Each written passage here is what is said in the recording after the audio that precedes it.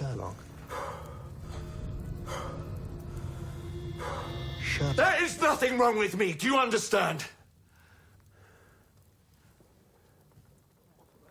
You want me to prove it, yes? Looking for a dog, yes? Great dog, that's your brilliant theory. Good, excellent. Yes, where should we start? How about them?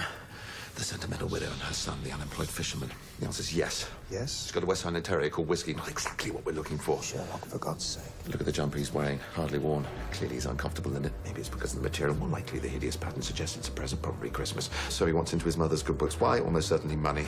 He's treating her to a meal, but his own portion is small. That means he wants to impress her, but he's trying to economize on his own food. Well, maybe he's just not hungry. No, small plate, starter. He's practically licked it clean. She's nearly finished her pavlova. If she treated him, he could have as much as he wanted. He's hungry, all right, and not well off. You can tell that by the state of his cuffs and shoes. How do you know she's his mother? Who else would give him a Christmas present like that? Well, it could be an aunt or an older sister, but mother's more likely. Now, he was a fisherman. Scarring pattern on his hands, very distinctive fish hooks. They're all quite old now. I suggest he's been unemployed for some time. Not much industry in this part of the world, so he's turned to his widowed mother for help. Widowed? Yes, obviously. She's got a man's wedding ring on a chain around her neck. Clearly her late husband's and too big for her finger.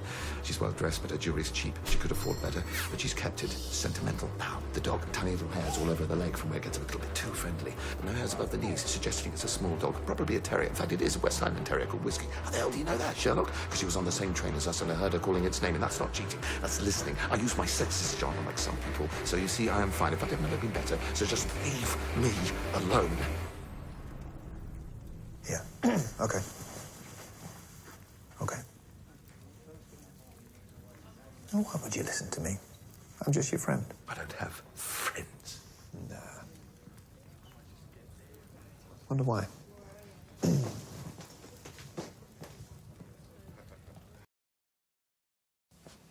It's a bit small on that screen. Can you read it? Yes. Code, obviously. I had one of the best cryptographers in the country take a look at it, though he was mostly upside down, as I recall. Couldn't figure it out. What can you do, Mr. Holmes? Go on. Press a go.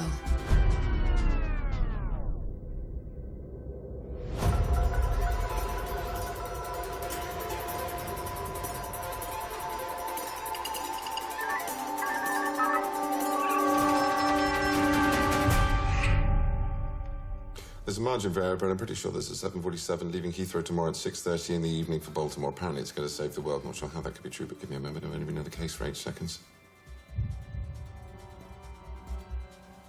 Oh, come on, it's not code. These are seat allocations on a passenger jet. Look, there's no letter I because it can be mistaken for a 1. No letters past K. The width of the plane is the limit. The numbers always appear randomly and not in sequence. But the letters have little runs of sequence all over the place. Families and couples sitting together. Only a jumbo's wide enough to need a letter K, all rows past 55, which is why there's always an upstairs. There's a row 13, which eliminates the more superstitious airlines. Then there's a style of the flight number 007 that eliminates a few more. And assuming a British point of origin, which would be logical considering the original source of the information, and assuming from the increased pressure on you lately that the crisis is imminent, the only flight that matches all the criteria and departs within the week is the 6:30 to Baltimore tomorrow evening from Heathrow Airport. Please don't feel obliged to tell me that was remarkable or amazing. John's expressed that thought in every possible variant available to the English language.